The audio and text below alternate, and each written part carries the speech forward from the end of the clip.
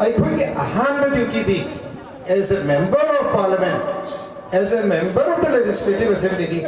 I am saying law making never. Parliament is a law making body never. Assembly is a law making body never. Me, China, nothing. Asuiba point out the way Adubu. Maduda Yamahana Lau Ragana, Aduni Adani, Manipuri Shu, the Chalaga Launi Herga, the speaker, the Putokro or Putukineo. How's he was it?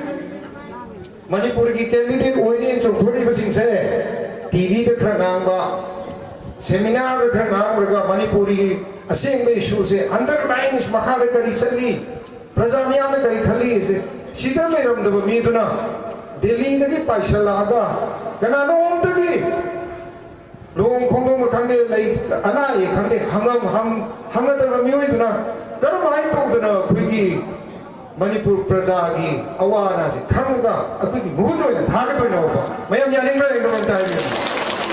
Naran the Paishalaga, Narana Handi, Tamo in Tavada career. Kananongi the Anaba, Ahambuina Hambuta, my consider. Tamoni can ceremony listening the Abusim listening the Awana Kandava Seminar the Karanga TV, the social media, the Karanga Aduno Oiroi, but Tashimadi, India the democratic system said, Masi Labour parliamentary system, Chikarino had the England, the key, a quite low whatever, Krakopita whatever, Westminster model and England Labour parliament say, Masitaki Krakopita we, Aduka Ate.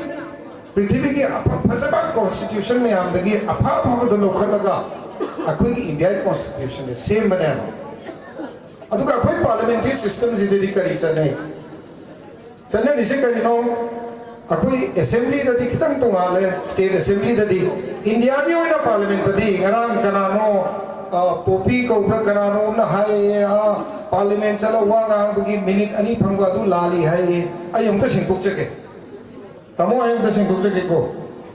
Popi go Grano Manangangi Kande. Aduna, Aina hiding the day.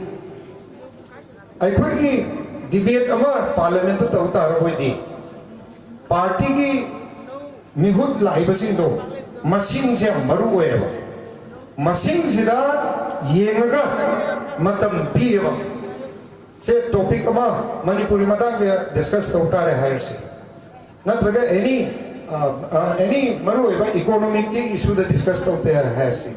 Otherwise, speaker ne yaro matunda BJP gina mi jamri hai na kabani na pung se ani le discussion gi ngasi akoina business advisory committee na male assembly ki su parliament ki su ai sama legislative affairs hai di central parliamentary affairs ki mantri do ai visit state ki hoina ai wizardry law and legislative affairs है आएगा अधेकी दी assembly the कर मायने rule कर मायंगा कनी कोपनी है तो दी है शामक ऐ मंत्री हो जारी अधुना business advisory committee ना सीगी topic सिदा मणिपुर की मतांगा parliament पुंगनी खने गनी है दी फायदे की चावो पार्टी के करम बनो भारतीय जनता पार्टी सोई देने सो वेरे दो अधुना भारतीय जनता पार्टी ना पार्टी मया ममा represent दो मुई मतम कलक कने या थोड़ा कने कनाना स्पीकर ना बीजेपी ने बहुत चाहो पार्टी वही ले बनी ना